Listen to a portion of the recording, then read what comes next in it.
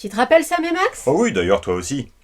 En matière de jeux d'aventure, nous ne nous définirions pas comme des connaisseurs. Notre répertoire de jeux de point and click n'inclut pas par exemple les Monkey Island. En revanche, il inclut les Chevaliers de Baphomet, 1 à 4, les 3 Discworld, une brève expérience de quelques classiques comme Day of the Tentacle, 2-3 autres trucs, et bien sûr Sam et Max, adapté de la bande dessinée du même nom. Mais dans Sam et Max, le premier jeu de LucasArts, nous ne sommes jamais allés bien loin.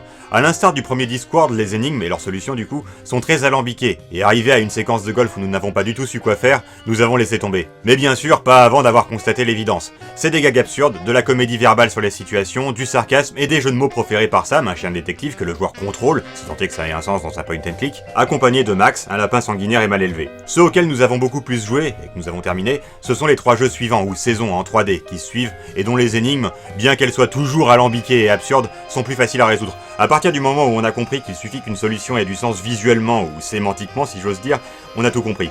Et on rigole bien, car ces 3 jeux Sam et Max de feu Telltale, c'est des gags absurdes, de la comédie verbale sur les situations, du sarcasme et des jeux de mots proférés par Sam, un chien détective que le joueur contrôle si tant est que ça ait un sens dans un point and click, accompagné de Max, un lapin sanguinaire et mal élevé. Mais tu sais, je parlais du dessin animé. Oh, ça perd l'hypopète, et tu m'as laissé me tromper, mais pourquoi donc?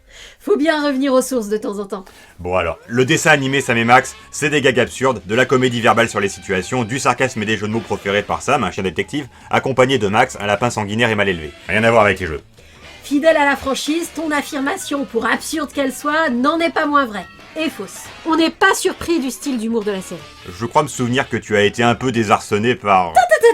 Ça, on y reviendra plus tard. On est globalement pas surpris du style d'humour de la série parce qu'il est similaire à celui des jeux. De l'absurde, des péripéties insensées, des sarcasmes insolents, des jeux de mots, de la dérision d'absolument tout. Mais ce à quoi on ne s'attend pas en abordant le dessin animé Sam et Max, c'est que tout aille si vite pour partir dans tous les sens et n'aller nulle part. C'est de la déconnade non-stop, telle qu'on peut en trouver dans Mandarin & Co, en totalement décousu. Pire que Freakazoid. Si Phineas et Ferb est un beau feu d'artifice, Sam et Max, c'est Mary et Pipin qui ont cherché à lancer la plus grosse fusée, peu importe à quel moment du spectacle, peu importe si c'est joli ou pas, en la plantant à l'arrache et en la faisant décoller depuis l'intérieur d'une tente. Quoi qu'il arrive, ça ne peut être que drôle. Mais pas forcément pendant longtemps. Nul ne pourra jamais dire si ce serait resté drôle longtemps dans Sam et Max, car la série est très courte. 13 épisodes de 20 minutes, la plupart du temps répartis en 2 aventures de 10 minutes. Manifestement courte par choix, la série se termine par un vrai épisode de fin. Se terminer sur un épisode de fin est d'ailleurs peut-être la seule règle élémentaire que la série respecte. Mais ça, on aura l'occasion d'y revenir. Résumons très brièvement le pitch. Sam et Max sont les privés de police, freelance police en anglais. Ils ont dû penser que police privée ne restituait pas suffisamment le caractère absurde de l'idée d'une police freelance, alors ils ont opté pour privé de police. Sam et Max, donc, respectivement un chien habillé et un lapin tout nu, sont les privés de police, des sortes de super-zéro détectives en toc, à qui un mystérieux commissaire qu'on ne voit jamais et dont seul Sam entend distinctement la voix quand il chope le téléphone sous le nez de Max, confie des missions diverses et surtout variées. Cela dit, comme la série ne respecte rien, il arrive à Sam et Max d'agir de leur propre initiative plutôt que sur ordre du commissaire. Ils bénéficieront pour leurs aventures de l'assistance technique de Fanny Freluche, dite Fanfreluche, jeune prodige scientifique qui leur bricole des gadgets et entretient leur voiture, une de s'auto-aventureurs. Fanfreluche vit et travaille dans le repère secret de Sam et Max, qui, puisqu'il est clairement inspiré de la Batcave, s'appelle tout naturellement la... Caverne de la solitude. On vous a dit que cette série ne respectait rien? Elle respecte une chose. L'amitié entre les 2 personnages titres est sincère et indestructible. À part ça, partant de ce résumé très général, vous pouvez vous attendre à tout et surtout à n'importe quoi. Dans l'univers de Sam et Max, l'espace est une poubelle dans laquelle on peut se rendre en voiture, les personnages ne restent prisonniers de leurs ennemis que s'ils y consentent, et tout est possible à condition que ça puisse être drôle, sans condition en fait. C'est un dessin animé, gros naze, on peut respirer sous l'eau avec nos oreilles. Je rebondis sur ce que tu disais tout à l'heure. Les jeux nous habituent au style des gags mais pas à leur enchaînement rapide et chaotique. Ce rythme nerveux et ce débit constant de conneries sans queue ni tête de la part des personnages est directement et fidèlement adapté des BD. Ces BD, relativement peu nombreuses, sont assez obscures comparées aux jeux, donc on s'attendrait à ce que la série animée soit une adaptation du premier jeu vidéo, qui est véritablement à l'origine de la popularité de la franchise. Mais pas du tout, c'est des BD que la série animée est adaptée en première instance. Des éléments, des dialogues et des aventures entières même en sont directement repris. Mais ce n'est pas tout. Ce que la série animée hérite des comics d'origine et pas des jeux, c'est principalement la subordination totale du scénario à l'humour. En effet, les jeux, ceux que nous avons finis en tout cas, ont une structure. L'aventure est toujours menée à son terme. Mais dans la série animée Sam et Max, principalement les premiers épisodes, on y reviendra, une situation prend fin dès qu'elle cesse d'être drôle. Par une ellipse parfois, mais c'est un luxe réservé à une élite. Je prends un exemple. Ici, Max est devenu chef de cette tribu de cochons d'Inde. Confronté à un litige entre ses sujets, il... Ah bah voilà, t'attendais l'occasion d'en parler. Cette série a beaucoup d'humour tout le temps, parmi lequel beaucoup d'humour dégoûtant. À la Bob l'éponge, mais en pire et en plus fréquent. On a le sentiment que la série met un point d'honneur à être dérangeante le plus souvent possible. Ça pose la question de son public cible. On y reviendra aussi. Je prends le relais. Donc pour résoudre le litige, Max estime qu'il doit se mettre dans la peau de ses sujets pour mieux les comprendre. Il procède donc à... l'intromission que vous voyez. Mais le gag c'est ça, une fois fait, il est terminé. Max ne résoudra pas ce litige. On enchaîne promptement sur autre chose et on n'a aucune idée de s'il va finalement le résoudre et quelle sera sa décision. Ah oui, et plus tard, vous constatez que Sam est tout plat. Il a laissé ses os et ses organes internes dans un coin. Ça aussi, dès que ça cesse d'être drôle, ça cesse tout court. Si l'épisode n'est pas encore terminé, on met une petite péripétie en rap sans rapport avec ce qui a précédé et ce qui suivra. Et cette station-service qu'on a fait sauter juste pour le plaisir. Le but n'est vraiment pas de raconter des histoires. L'intrigue est un prétexte. L'esthétique narrative est souvent joyeusement sacrifiée sur l'autel de l'humour. C'est efficace mais surprenant, et donc ça vient des BD. A noter que ça marche dans les deux sens. Si l'absence de transition et d'explication peut être plus drôle ou plus efficace qu'une transition, on n'hésite pas. Dans les BD, ça veut dire qu'on peut confier une mission en Égypte antique au héros, oui j'ai bien dit antique, et les retrouver à la case suivante en Égypte antique sans autre explication que ça y est on est arrivé. Dans la série, ça veut dire que pour une mission dans l'espace, ils vont... juste dans l'espace avec leur voiture, sans qu'on nous explique comment ils font. Si en revanche ça peut être plus drôle de fournir une explication, on le fait. Apparemment, on peut respirer sans problème dans ce coin-là. Évidemment, ces imbéciles d'astronautes n'ont jamais osé enlever leur casque. Oh là, ne dis pas de mal des astronautes, hein. Et cet exemple est directement adapté de la BD. Mais alors, est-ce à dire que Sam et Max, la série animée, c'est la même chose que Sam et Max le comique, mais animé? Presque. Il y a des différences, mais elles sont vraiment superficielles. Plus superficielles que celles qu'il semble y avoir entre le comic Fish Police et le dessin animé Inspecteur Poisson. En gros, les BD Sam et Max montrent des armes de poing réalistes, et, occasionnellement, de la violence raisonnablement réaliste, que la série animée troque contre des bazookas, de la violence déraisonnablement irréaliste, davantage d'absurde encore que dans la BD, et de l'humour dérangeant ou dégoûtant, qu'on trouve moins dans les BD. Ces modifications ont été faites parce que, et les dialogues n'ont de cesse de nous le rappeler, ce dessin animé est, paraît-il, pour les enfants. De qui se moque-t-on? Oui, les armes ne sont pas réalistes, oui, on nous fait occasionnellement le même coup que dans Yu-Gi-Oh! Avec les personnages qui pointent du doigt au lieu de tenir une arme, mais vous voyez bien que, contrairement à la censure de Yu-Gi-Oh! C'est fait de façon parodique. Effectivement, les dialogues répètent sans arrêt qu'on peut pas aller trop loin parce que c'est pour les enfants. Le cœur est une pompe molle qui envoie dans le corps une espèce de sauce rouge appelée sang. On va pas vous montrer la sauce rouge car c'est une émission pour enfants. Mais vous voyez bien que c'est dit de façon oxymorique, juste après ou même pendant l'évocation de choses pas du tout appropriées pour les enfants. La série met en scène des choses pas très jolies qu'on n'imaginerait pas forcément voir dans le contexte d'une série pour enfants. C'est pas du jamais vu pour autant. Les cartoons de Cartoon Network mettaient aussi en scène ce genre de choses. Et Bob l'éponge a refait des choses comparables depuis. Bref, la série donc met en scène des choses pas très jolies et surtout des blagues. Les douches de la prison? Ah, si ces murs pouvaient parler... Sans façon, je préfère qu'ils la ferment. Pas de panique, poulette. Un bateau va arriver bientôt rempli de marins. Ils vont bien s'occuper de toi, va. Comment tu causes aux dames, toi, mon petit pote? C'est un métier, Sam.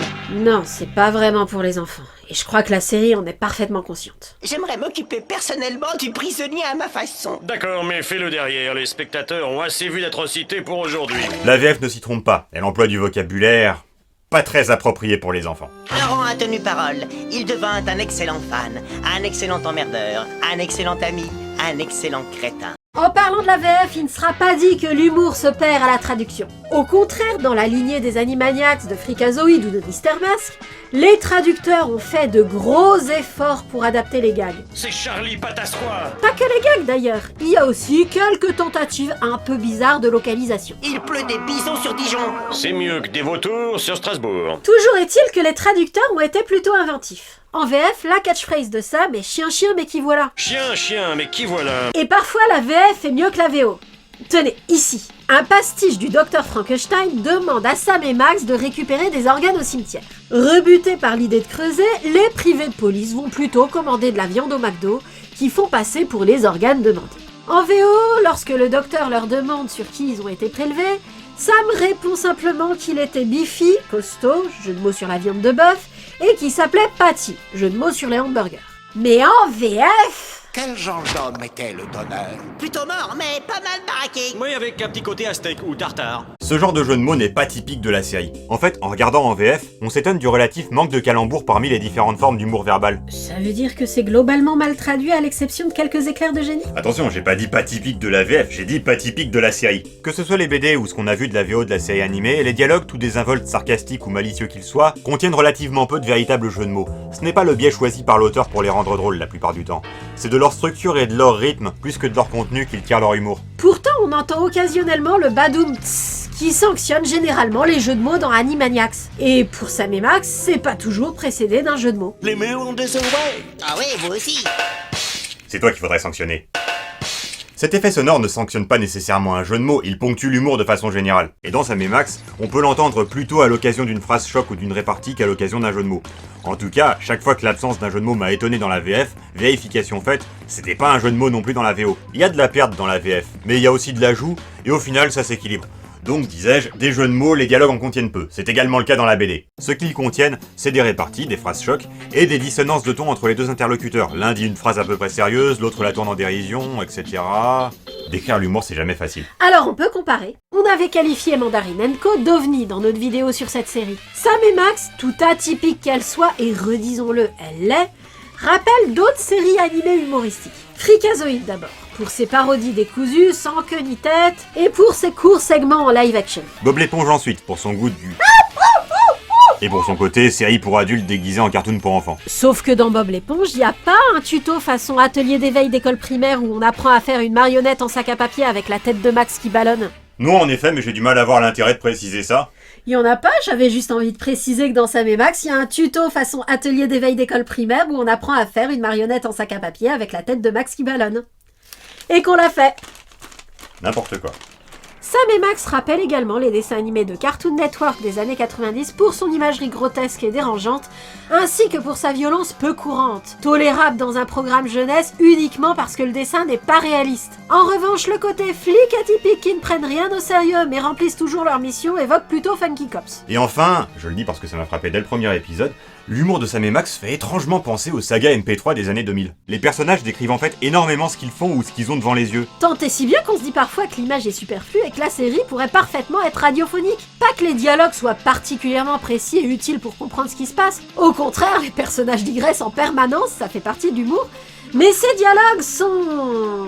abondants. Les répliques sont longues et verbeuses comme dans Achille Talon, mais moins abstraites et imagées, ce qui fait qu'on se croirait effectivement dans du donjon de Naolbuck ou dans un sketch de François Pérus. C'est un zèbre, Max, et c'est ce qui me rend particulièrement soupçonneux, vois-tu. Je m'interroge en quelque sorte, comment se fait-il qu'un gorille et un zèbre soient potes? C'est insensé. Un zèbre qui conduit un vaisseau spatial, ou même une voiture ou un vélo, c'est impossible. Les zèbres n'ont pas de main, Max. Mais c'est vrai, tu as raison, Sam. C'est la gorille qui devrait conduire. Je crois qu'on est sur une piste. Faisons semblant de rien. Tu veux dire comme d'habitude? Tu as dit enfin, ça veut dire que c'est tout pour les comparaisons? Non, car à l'instar de la série, je ne respecte même pas mes propres règles. Comme on l'a un peu évoqué tout à l'heure, Sam et Max fait aussi penser à Mandarine & Co pour son côté dense et chaotique. Enchaînement rapide des répliques, digressions, blagues au kilomètre, en résumé, beaucoup de blabla tout le temps, dans la BD comme dans la série animée. Sauf que pour Mandarine & Co, la série animée était drôle là où la BD, pourtant similaire, ne l'était pas. C'est le cas aussi pour Sam et Max? Je serais tenté de répondre par l'affirmative, mais le registre de langage de ces BD en anglais me donne à penser qu'on ne peut les apprécier à leur juste valeur qu'en les lisant dans sa langue maternelle. Or, l'anglais n'est pas ma langue maternelle. Mais en effet, les BD ne m'ont pas souvent fait rire. Pour Mandarine & Co, on a eu du mal à mettre le doigt sur quel pouvait être le changement fondamental qui rendait les blagues drôles lors de leur adaptation à l'écran, et supposer qu'une diction spécifique, celle que l'auteur avait à l'esprit en écrivant les BD, était nécessaire pour créer un effet comique à partir du texte. L'expérience Sam et Max me permet de préciser cette hypothèse. Les dialogues de Sam et Max sont rendus drôles par leur structure, par leur rythme, par des jeux de dissonance entre les répliques d'un même échange. De ce fait, le contenu seul de ces répliques n'est pas toujours comique en lui-même. Or là où une BD se lit à la vitesse qu'on veut, le support audiovisuel impose au dialogue le tempo qui les rend drôles. Et il est possible que notre hypothèse sur Jacques Hazan vaille aussi pour Steve Purcell. Ils ont écrit leur BD en les trouvant drôles parce qu'ils entendaient dans leur tête les répliques dites avec des voix, une diction et un rythme qui les rendaient drôles. Sachons raison garder.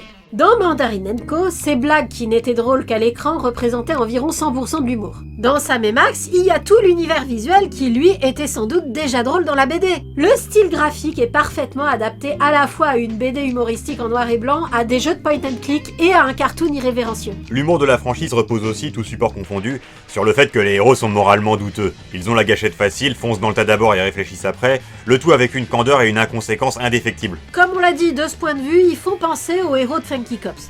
Mais l'insouciance de Dick et Ace dans Funky Cops dissimule un profond engagement au service de la justice. Celle de Sam et Max dissimule rien du tout. C'est incontestablement un ingrédient essentiel de l'humour de cette franchise. Parlons de ce qui concrètement distingue la série animée de l'œuvre originale. Outre la censure autoproclamée qu'on évoquait tout à l'heure et que je mets entre guillemets parce que je réfute l'idée que ce serait une vraie différence fondamentale, la série animée a des personnages récurrents absents de la BD. Quelques méchants, qui apparaissent 2 fois, nous y reviendrons, et 2 gentils si on peut dire, Fanfreluche et Laurent. Laurent, c'est fanboy dans Freakazoid.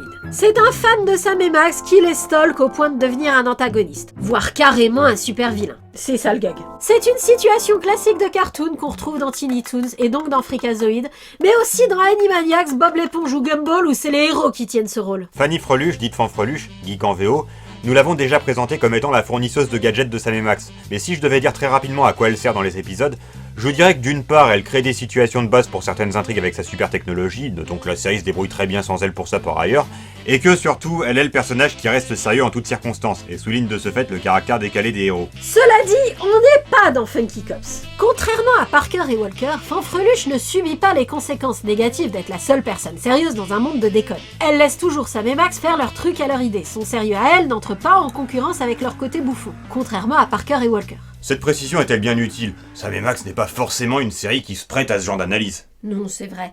Mais évoquer Laurent et Fanfreluche permet de se poser la question des raisons d'être de ces personnages. Ce sont des personnages un peu classiques de cartoon. Est-ce que le but était de tout de même faire du cartoon un peu plus classique que ce que proposent les BD? C'est possible car c'est pas le seul symptôme. La description qu'on a faite de la série, notamment les considérations sur la structure des épisodes, s'applique plus aux premiers épisodes qu'aux derniers. On a l'impression que la série s'assagit avec le temps.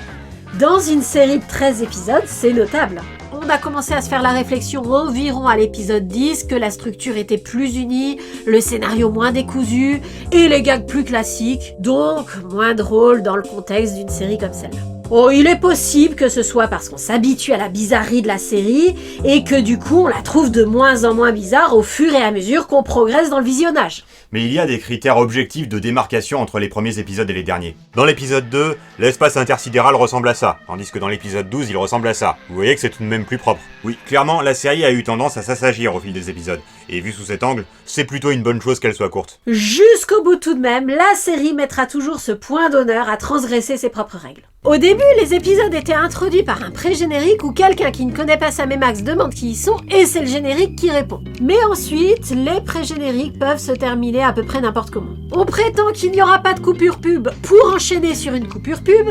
On prétend que le dernier épisode sera un épisode de flashback, donc d'images recyclées, alors que c'est bien un épisode de flashback, mais constitué d'images inédites, mais en fait, il y a aussi des images recyclées. On prétend que tous les méchants reviennent pour le final, alors qu'en fait, non, il en manque un. Et dans un épisode, Sam porte un caleçon alors qu'il a précédemment affirmé qu'il n'en portait pas. Peut-être qu'on devrait faire ça, nous aussi. Porter un caleçon? Non, transgresser nos propres règles pour une fois. Ne pas dire que Sam et Max Privé de police est une série atypique, courte mais marquante, fidèle aux comics par son état d'esprit et de ce fait destinée à un public plutôt averti, difficile à décrire proprement comme le sont généralement les séries humoristiques. Ne pas dire que son humour n'en est pas moins maîtrisé, donc efficace et mis en valeur par un graphisme, une animation, une ambiance musicale ainsi qu'un doublage très convaincant. Et surtout ne pas conclure que, pour son originalité et la qualité de sa réalisation, cette série mérite qu'on s'en souvienne. La série Sam et Max mérite qu'on Des épouvantails, affreux mais efficaces. Ah bon? Bah oui, y a pas un seul corbeau et le blé est intact. Vous savez, je suggère qu'avant de les cuisiner, on les fasse un peu macérer. Tricheur, moi? Oh, mais vous me vexez profondément, car le nom de Slick, monsieur, est synonyme d'honnêteté et de loyauté. Retrouve-moi dans la soute du vaisseau et munis-toi de ton nez plus patate. Laisse-moi t'expliquer. Je voulais te faire une surprise, hein. J'étais en train d'augmenter la capacité du processeur. Alors, ça ira prétend que vous la délaissez, que vous passez tout votre temps avec de jolies nymphes, des muses et autres coquines de la Grèce antique. Vrai ou faux? Isaac, c'était quoi la question? Donc j'ai dit à Cécile B2000 que s'il voulait vraiment que je joue dans son film, il fallait totalement réécrire mon rôle. Le capitaine est ces créatures vont lui faire du mal. Si cette tour te flanque toujours le bourdon, qu'est-ce qu'il te faut? Qu'on te sonne les grelots?